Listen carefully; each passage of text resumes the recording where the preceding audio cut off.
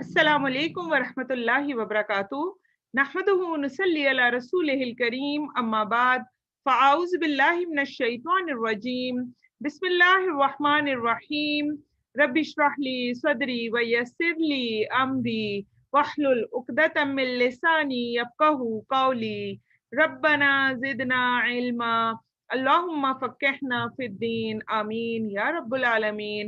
आज का हमारा टॉपिक होगा इंशाअल्लाहुल अज़ीज़ नबी पाक सल्लल्लाहु अलैहि वसल्लम की घरेलू जिंदगी। इन्नल्लाहा व मलाइकतहु युसल्लूना अलन नबी या अय्युहल्लज़ीना आमनू सल्लू अलैहि व सल्लिमू तस्लीमा।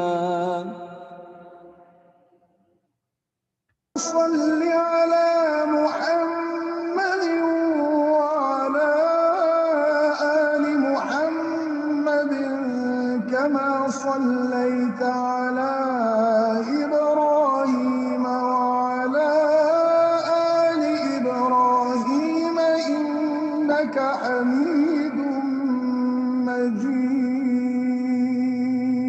اللهم بارك على محمد وعلى آل محمد كما باركت على إبراهيم وعلى آل إبراهيم إنك حميد مجيد बिस्मिल्लाहिर्रहमानिर्रहीम। तमाम तारीफ़ें उस रब्बुल आलमीन के लिए जो कि तमाम जहानों का रब है, और उसके बाद बेशुमार दरूद व सलाम मोहम्मद सल्लल्लाहु अलैहि वसल्लम के लिए। आज का हमारा टॉपिक बहुत ही खूबसूरत है, नबी पाक सल्लल्लाहु अलैहि वसल्लम की घरेलू ज़िंदगी। हम सब ये देखते हैं कि हर एक शख्स की कोई ना कोई घरेलू ज़िंदगी ज़रूर होती है, चाहे वो शादीशुदा है या वो गैर शादीशुदा है। मगर क्या हमारी ज़िंदगियाँ मोहम्मद सल्लल्लाहु अलैहि वसल्लम की ज़िंदगी की तरह है? क्या हम नबी पाक सल्लल्लाहु अलैहि वसल्लम की सुन्नतों को फॉलो करने वाले हैं? हम देखते हैं कि अल्लाह ताला सूरतुल असर में कामयाबी का जो म्यार बताते हैं, और जो पूरी सूरत है सूरतुल असर, क्या उस कामयाबी के म्यार पर आप में हम सब पूरे उतरते हैं? तो आइए सूरतुल असर की पहले तिलावत सुन लेते हैं और फिर उसके बाद देखते हैं कि क्या हम भी बेहतरीन लोगों में, कामयाब लोगों में शामिल होने वाले हैं या। सूरतुल असर में अल्लाह ताला ने फरमा दिया कि वल अस्र इन्नल इंसाना लफी खुस्र इल्लल्लज़ीना आमनू व अमिलुस स्वालिहाति व तवासौ बिल हक्की व तवासौ बिस सब्र। अल्लाह ताला फरमाते हैं कि बेशक इंसान जो है वो खसारे में है, सरासर नुकसान में है। कुछ लोगों के जिनकी तारीफ यहाँ पर बयान कर दी गई, और वो कौन है? सवाए उन लोगों के जो ईमान लाए, नंबर 2 उन्होंने नेक अमल किए, और जिन्होंने आपस में हक की वसीहत की और एक दूसरे को सब्र की तलकीन की।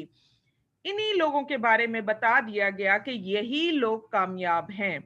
फिर इसी तरह ईमान लाने के बाद अमले साले की बात हो रही है। हम देखते हैं कि अमले साले क्या है। अमले साले जिसमें इंसान की नीयत भी दुरुस्त हो और उसके करने का तरीका भी नबी पाक सल्लल्लाहु अलैहि वसल्लम के तरीके पर हो। जैसे कि अल्लाह ताला कुरान पाक में ही फरमाते हैं, लक़द कान लकुम फ़ी रसूलिल्लाहि उस्वतुन हसना, अलबत्ता तुम्हारे लिए रसूलुल्लाह सल्लल्लाहु अलैहि वसल्लम की जिंदगी में बहुत अच्छा नमूना है। अब हमें देखना है कि अगर हमारा सोना, हमारा जागना, हमारा उठना, हमारा बैठना, हमारा चलना फिरना, खाना पीना, बाहर जाना वगैरह सब कुछ अगर सुन्नत के मुताबिक हो, तो फिर वो सब कुछ हमारा इबादत बन जाएगा।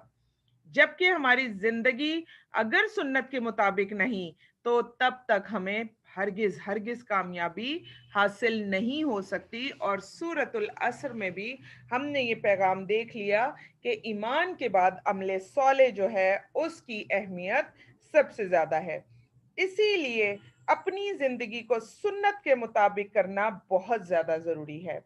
پھر اسی طرح ہم دیکھتے ہیں کہ نبی پاک صلی اللہ علیہ وسلم کی جو زندگی تھی وہ سب سے زیادہ متوازن اور معتدل زندگی ہے، جس میں دین اور دنیا دونوں کا بہترین کمبینیشن جو ہے وہ آپ کو اور مجھے ہم سب کو نظر آتا ہے۔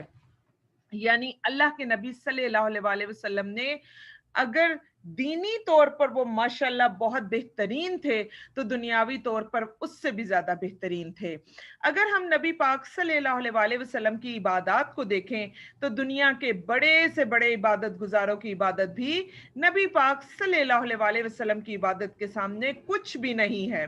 اور اگر دنیاوی زندگی کو دیکھیں تو ہم حیران رہ جائیں گے کہ نبی پاک صلی اللہ علیہ وسلم نے کس طرح اپنے گھر والوں کے ساتھ، اپنے ساتھیوں کے ساتھ، رشتہ داروں کے ساتھ اور دوستوں کے ساتھ وقت گزارا، ان کو مکمل وقت بھی دیا بلکہ ان کے حقوق بھی پورے کیے، اور یہ سب ایک ہی زندگی میں محمد صلی اللہ علیہ وسلم کر کے گئے۔ جب ہم یہ سب کچھ دیکھتے ہیں تو ہمیں یقین ہی نہیں ہوتا کہ اللہ کے نبی صلی اللہ علیہ وسلم نے اس ایک ہی زندگی میں ان سب چیزوں کو بڑے بہترین طریقے سے مینج کر لیا۔ حضرت انس رضی اللہ تعالیٰ عنہ سے روایت ہے کہ ایک طرف نبی صلی اللہ علیہ وسلم اتنے اعتدال پسند تھے کہ کام بھی کرتے تھے، عبادت بھی کرتے تھے، نکاح بھی کرتے تھے۔ اور پھر اسی طرح وہ روایت حضرت انس رضی اللہ تعالیٰ عنہ سے جو روایت میں آپ سے کہہ رہی ہوں وہ وہی ہے کہ جس میں اللہ کے نبی صلی اللہ علیہ وسلم کے گھر کچھ صحابہ میں سے آئے اور انہوں نے پوچھا، عبادت کا پوچھا، دن کا پوچھا۔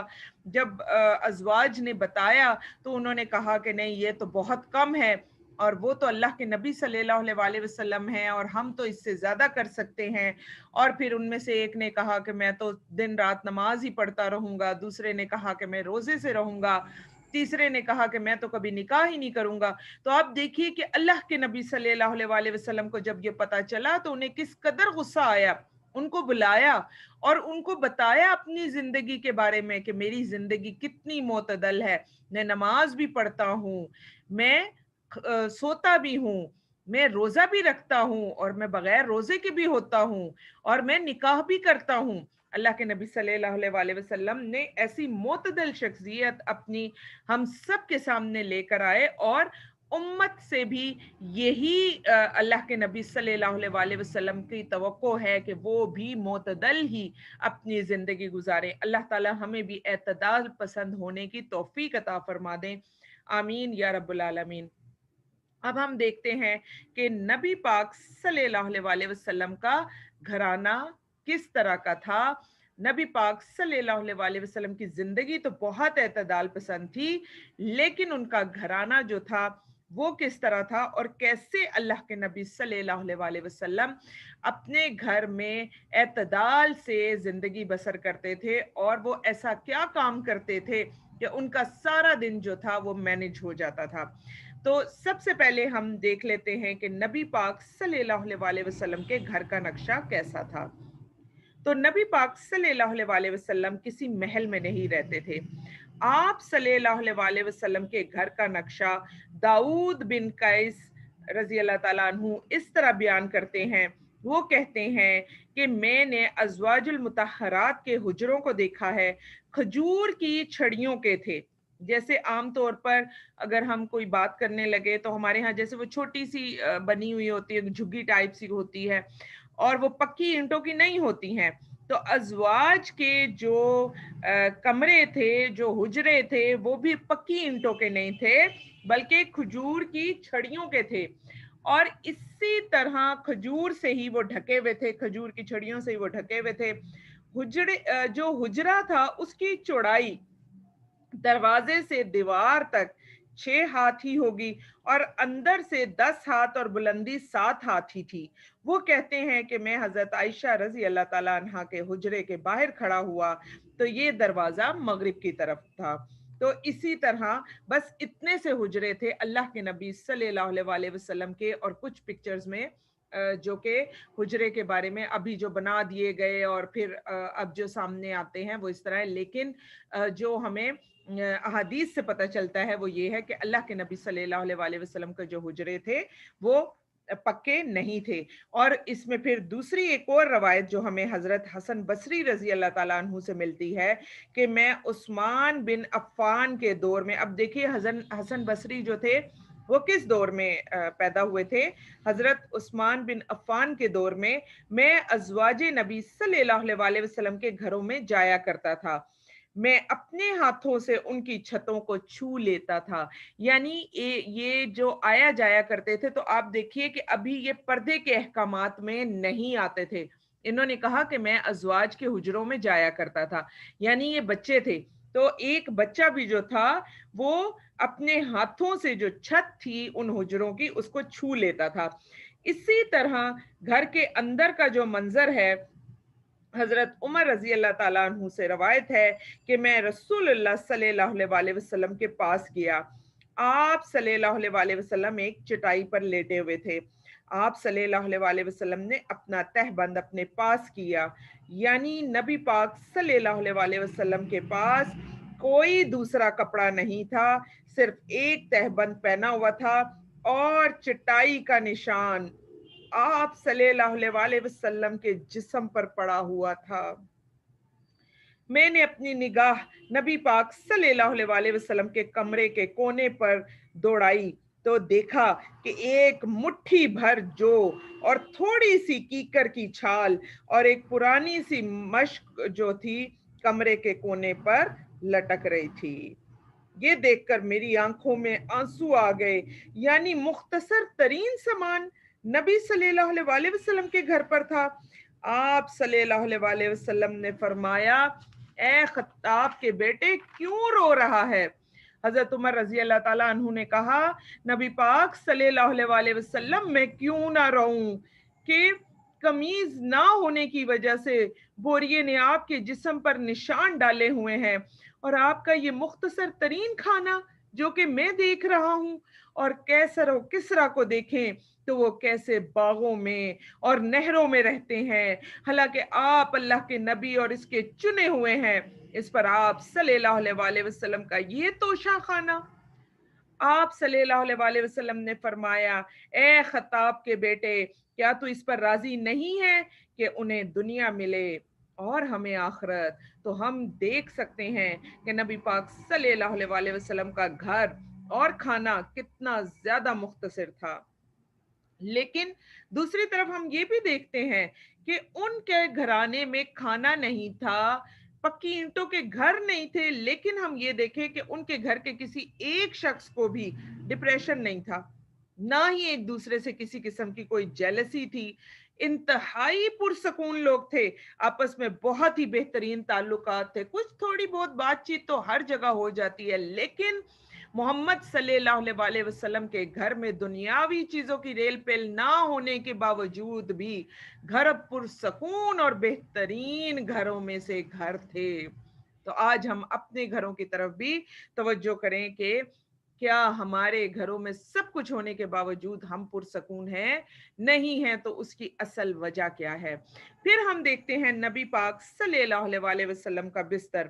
آپ صلی اللہ علیہ وسلم کے بستر کے بارے میں حضرت عائشہ رضی اللہ تعالیٰ عنہ فرماتی ہیں کہ نبی پاک صلی اللہ علیہ وسلم کا بستر یعنی جو ان کا گدا تھا وہ چمڑے کا تھا، جس میں کھجور کی چھال بھری ہوئی تھی، اور نبی پاک صلی اللہ علیہ وسلم اپنا یہی گدا استعمال کرتے تھے، کھجور کی چھال والا گدا۔ اور ہم تھوڑی سی دیر اگر ہمیں زمین پر سونا پڑ جائے، آپ دیکھیے کہ کھجور کی چھال جو ہوتی ہے وہ سب سے سخت ہوتی ہے، اگر اس کے پتے بھی ہوں تو اس کے پتے بھی سب سے سخت ہوتے ہیں۔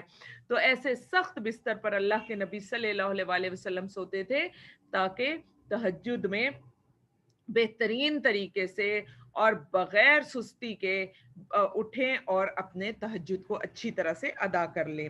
پھر اسی طرح نبی پاک صلی اللہ علیہ وسلم کے لباس کے بارے میں بات کر لیتے ہیں۔ नबी पाक सल्लल्लाहु अलैहि वसल्लम का लिबास भी बिल्कुल सादा होता था। एक रवायत में आता है कि आप सल्लल्लाहु अलैहि वसल्लम के पास अज़वाज के पास जाने के लिए वर्स और ज़ाफ़रान, दोनों बूटियां हैं, वर्स भी और ज़ाफ़रान भी, तो वर्स और ज़ाफ़रान से बनी एक चादर होती थी, जिस पर आप सल्लल्लाहु अलैहि वसल्लम ने जब किसी जोजा के पास जाना होता था तो उस चादर पर पानी छिड़का जाता था, तो उस चादर में से खुशबू आती थी। तो यहाँ पर देखिए कि नबी पाक सल्लल्लाहु अलैहि वसल्लम कितना सफाई सुथराई और खुशबू का एहतमाम करते थे, चाहे लिबास पुराना ही क्यों ना हो, लेकिन बेहतरीन तरीके से पहनने वाले थे, अल्हम्दुलिल्लाह। फिर हम देखते हैं कि नबी पाक सल्लल्लाहु अलैहि वसल्लम का खाना पीना कैसा था। नबी पाक सल्लल्लाहु अलैहि वसल्लम बहुत सादा खाना खाते थे, और बाज औकात आप सल्लल्लाहु अलैहि वसल्लम सारा दिन भूख से बेकरार रहते, सारा दिन खाने को कोई रद्दी खजूर भी नबी पाक सल्लल्लाहु अलैहि वसल्लम को ना मिलती। फिर इसी तरह हम देखते हैं कि अल्लाह के नबी सल्लल्लाहु अलैहि वसल्लम ने अपनी सारी जिंदगी में कभी भी पेट भर कर खाना ना खाया। हजरत अनस रजी अल्लाह ताला अन्हु ने फरमाया कि नबी पाक सल्लल्लाहु अलैहि वसल्लम की खिदमत में एक मर्तबा जौ की रोटी और बदबूदार चर्बी पेश की गई, लेकिन अल्लाह के नबी सल्लल्लाहु अलैहि वसल्लम ने उस चर्बी के बदबूदार होने के बावजूद भी नाक भूं नहीं चढ़ाई, और बड़े ही मोहब्बत से और प्यार से वो रोटी और वो चर्बी तनावुल फरमा ली। फिर इसी तरह अल्लाह के नबी सल्लल्लाहु अलैहि वसल्लम जो थे, उनकी जो ज़िरा थी वो चंद जौ के एवज एक यहूदी के पास गिरवी पड़ी हुई थी। हजरत अनस रजी अल्लाह ताला अन्हु फरमाते हैं कि मोहम्मद सल्लल्लाहु अलैहि वसल्लम के घराने में एक शाम भी ऐसी ना थी जिसमें आप सल्लल्लाहु अलैहि वसल्लम के घराने में जो था वो एक सा गंदुम या एक सा जो हैं वो घर में मौजूद हो। 1 किलो ही आप देख लीजिए गंदुम, या 1 किलो जो है वो जो है वो तक मोहम्मद सल्लल्लाहु अलैहि वसल्लम के घर में मौजूद ना होते थे। हम अपने घरों को देखें कि आटे की बोरियां भी पड़ी होती हैं, उसके बावजूद भी हम लोग हर वक्त रोते ही रहते हैं। फिर नबी पाक सल्लल्लाहु अलैहि वसल्लम के पास एक वक्त में 9 बीवियां थीं। हर रोज एक नया ही सिलसिला होता था, खाने का बंदोबस्त किस तरह से किया जाए, और बेहद थोड़ा होता था, सब कुछ थोड़ा था, मगर इसके बावजूद आप सल्लल्लाहु अलैहि वसल्लम ने इतने बड़े बड़े काम किए। हम अपने आप को देखें, सब कुछ होते हुए भी हम हर वक्त रोते रहते हैं कि कुछ भी नहीं है। खाना पकाते हुए अगर कोई चीज घर में मौजूद ना हो, घी नहीं है, नमक नहीं है, मिर्चें नहीं है, तो आप देखिए कि हमारे घर में क्या तूफान मच जाता है, हम कितना शोर शराबा मचाना शुरू हो जाते हैं। अल्लाह के नबी सल्लल्लाहु अलैहि वसल्लम और उनके अज़वाज के घरों से कभी खाने पीने के ऊपर आवाजें बुलंद नहीं हुई थी। आप और मैं, हम सब ने भी बनी इसराइल की तरह खाने पीने की तरफ तवज्जो अपनी ज्यादा कर दी, तो इस उम्मत ने कुरान को छोड़कर खाना पीना अपना बढ़ा लिया। यही वजह है कि हर जगह आपको खाने पीने की दुकानें जो हैं वो आम नजर आएंगी, लेकिन किताबों की दुकानें जो हैं वो आपको शाज शाज ही नजर आएंगी, और अगर नजर आ भी जाएं तो वो बेचारे छोड़ने पर मजबूर हैं, क्योंकि वो कहते हैं कि कोई खरीदता ही नहीं है। फिर इसी तरह हम देखें कि अल्लाह के नबी सल्लल्लाहु अलैहि वसल्लम के घर महीनों महीनों चूल्हा नहीं जलता था। नबी पाक सल्लल्लाहु अलैहि वसल्लम रात को भूख से करवटें बदलते थे, घर में खाना नहीं होता था तो रोजा रख लेते थे। एक दिन हजरत आयशा रजी अल्लाह ताला अन्हा फरमाती हैं कि अल्लाह के नबी सल्लल्लाहु अलैहि वसल्लम ने पूछा, ए आयशा, तुम्हारे पास कुछ खाने को है? तो हमने फरमाया कि ए अल्लाह के रसूल सल्लल्लाहु अलैहि वसल्लम, हमारे पास खाने को तो कुछ भी नहीं है। आप सल्लल्लाहु अलैहि वसल्लम ने फरमाया, चलो फिर मैं रोजा रख लेता हूँ। یعنی بغیر ناشتے یا سحری کے روزہ رکھ لیتے تھے۔ تو پھر آپ دیکھیے ہماری حالت دیکھیں کہ اگر ہمیں ایک دن ایک ٹائم کھانے کو نہ ملے تو ہم کتنے مسکین اور مجبور بن جاتے ہیں۔ اللہ کے نبی صلی اللہ علیہ وسلم کس قدر اللہ کے شکر گزار بندے تھے کہ وہ جب سنتے تھے کہ کھانے کو نہیں ہے تو بجائے اس کے کہ پریشان ہو جائیں اور ایک دم سے جو ہے باقی سب کام چھوڑ کر ڈپریشن کا شکار ہو جائیں، پینک ہو جائیں، نہیں، اتنا پیارا یہ مجھے انداز لگا کہ فوراً کہتے ہیں اچھا چلو کھانے کو نہیں ہے کوئی بات نہیں، میں پھر روزہ رکھ لیتا ہوں۔ تو کتنی پیاری حکمت کی باتیں، اور جس طرح سے انہوں نے اپنی ازواج کو بھی یہ ساری باتیں سکھائیں۔ پھر اسی طرح جو بھی میسر ہوتا وہ کھا لیتے تھے، کبھی بھی کسی کھانے کی فرمائش نہ کرتے تھے۔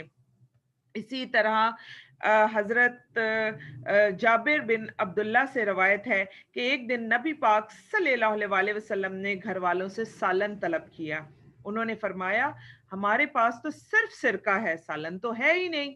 آپ صلی اللہ علیہ وسلم نے فرمایا چلو سرکہ ہی لے آؤ۔ جب سرکہ آ گیا تو آپ صلی اللہ علیہ وسلم نے اسی سے روٹی کھانی شروع کر دی۔ آپ صلی اللہ علیہ وسلم سرکے میں روٹی بھگو بھگو کر کھا رہے تھے، اور ساتھ ساتھ آپ صلی اللہ علیہ وسلم فرماتے چلے جا رہے تھے سرکہ بہترین سالن ہے، سرکہ بہترین سالن ہے، سرکہ بہترین سالن ہے۔ تو دیکھیے اللہ کے نبی صلی اللہ علیہ وسلم کتنی خوبصورت شخصیت کے مالک تھے کہ اس پر بھی شکریہ ادا کیا اللہ کا کہ روٹی تو ہے، سرکہ تو ہے۔ آپ اور میں ہم سب دیکھیں کہ ہم لوگ کھانے میں کتنے عیب نکالتے ہیں۔ ہم اپنا طرز عمل دیکھیں کہ ہم لوگ اگر صرف سرکے سے روٹی کھائیں یا سرکے کے ساتھ اور بہت سی چیزیں بھی لگا کر کھا رہے ہوں تو کبھی بھی ہم اس طرح سے اللہ تعالیٰ کا شکریہ ادا نہیں کرتے جس طرح سے اللہ کے نبی صلی اللہ علیہ وسلم نے اپنے اللہ کا شکریہ ادا کیا کہ چلو سرکہ تو موجود ہی ہے نا، کہ میں نے اس کے ساتھ روٹی کھا لی۔ اور کتنا پیارا حدیث میں بھی بتا دیا کہ سرکہ کیا ہے، بہترین سالن ہے۔ پھر اسی طرح اللہ کے نبی صلی اللہ علیہ وسلم کھانے میں عیب نہیں نکالتے تھے۔ اگر کھانے کی کوئی چیز پسند نہیں آتی تھی تو اس کو چھوڑ دیتے تھے، اس میں عیب نہیں نکالتے تھے۔ پھر آپ صلی اللہ علیہ وسلم جب بھی کھانا تناول فرماتے تھے بہت اچھے اور بہترین طریقے سے بیٹھ کر اور کھانے کے جو ہے کناروں سے نوالا نوالا کر کے اور اس طریقے سے کھانا کھاتے تھے کہ دیکھنے والے کو بھی مزہ آتا تھا کہ اللہ کے نبی صلی اللہ علیہ وسلم کتنے اچھے اور بہترین طریقے سے کھانا کھا رہے ہیں۔ الحمدللہ رب العالمین۔ اب ہم دیکھ لیتے ہیں کہ اللہ کے نبی صلی اللہ علیہ وسلم کے گھر میں معاملات کیسے تھے۔ بہت ہی خوبصورت باتیں گھر کے معاملات میں بھی ہمارے سامنے آتی ہیں۔ ہم یہ دیکھتے ہیں کہ سب سے پہلے اللہ کے نبی صلی اللہ علیہ وسلم جب گھر میں داخل ہوتے ہی تھے تو گھر میں داخل ہو کر سب سے پہلا کام السلام علیکم ورحمۃ اللہ وبرکاتہ سلام کرتے تھے، اور اس کے بعد مسواک کرتے تھے۔ حیران میں رہ گئی کہ اللہ کے نبی صلی اللہ علیہ وسلم کا اتنا بہترین عمل کہ گھر میں انٹر ہوتے ہی انسان باہر سے آ رہا ہوتا ہے سارا دن کے بعد تھکا ہارا، سب سے پہلے اللہ کے نبی صلی اللہ علیہ وسلم کو اپنے منہ کی فکر تھی کہ میرے منہ کی بدبو سے کسی کو تکلیف نہ پہنچے۔ سلام کرنے کے فوراً بعد کا پہلا کام جو تھا وہ مسواک کرنا تھا۔ اور پھر حدیث میں آتا ہے کہ جب اللہ کے نبی صلی اللہ علیہ وسلم صبح گھر سے نکلتے تھے تو آخر میں فجر کی 2 سنتیں پڑھ کر نکلتے، یعنی 2 سنتیں پڑھتے فجر کی اور پھر گھر سے نکلتے تھے۔ گھر کو بھی اللہ کے نبی صلی اللہ علیہ وسلم آباد رکھتے تھے، گھر والوں کے سامنے بھی عبادت کرتے تھے، اپنے کام اپنے ہاتھ سے کرتے تھے۔ حضرت عائشہ رضی اللہ تعالیٰ عنہا سے کسی نے پوچھا کہ اللہ کے نبی صلی اللہ علیہ وسلم گھر میں ہوتے تھے تو کیا کیا کرتے تھے؟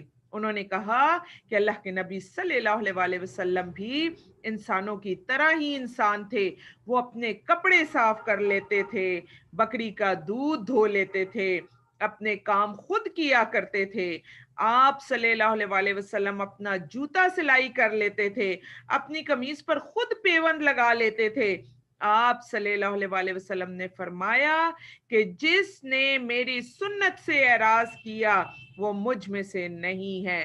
یعنی آپ دیکھیے کہ اللہ کے نبی صلی اللہ علیہ وسلم یہ اپنی ازواج کا جو ہاتھ بٹا رہے ہیں، بکری کا دودھ دھو رہے ہیں، اپنے کام اپنے ہاتھ سے کر رہے ہیں، جوتا سلائی کر رہے ہیں، قمیص پر پیوند لگا رہے ہیں، اس سب چیزوں کو اللہ کے نبی صلی اللہ علیہ وسلم نے اپنی سنت قرار دیا، اور ساتھ ہی یہ بھی فرما دیا کہ جس نے میری سنت سے اعراض کیا وہ مجھ میں سے نہیں۔ یہاں پر ذرا آپ اور میں تھوڑا سا سوچیں کہ اللہ کے نبی صلی اللہ علیہ وسلم کے پاس ایٹ اے ٹائم 9 بیویاں تھیں، 9 بیویوں کے شوہر ہوتے ہوئے بھی اپنی بیویوں سے یہ کام نہیں کرواتے تھے بلکہ خود یہ سارے کام کرتے تھے۔ تو اللہ کے نبی صلی اللہ علیہ وسلم کے بارے میں سوچے کہ ان کا کیا مرتبہ اور کیا مقام تھا۔ آج کل کے دور میں بھی آپ سوچ لیجئے کہ تھوڑا سا اگر ہم اپنے گھر کے مردوں کو یا کسی بڑے کو کہہ دیں کہ اپنا یہ کام آپ خود کر لیں، اور کئی گھروں میں تو میں دیکھتی ہوں کہ مردوں کے جو جوتے ہیں وہ سارے عورتیں پالش کر کے جو ہیں وہ رکھ رہی ہوتی ہیں۔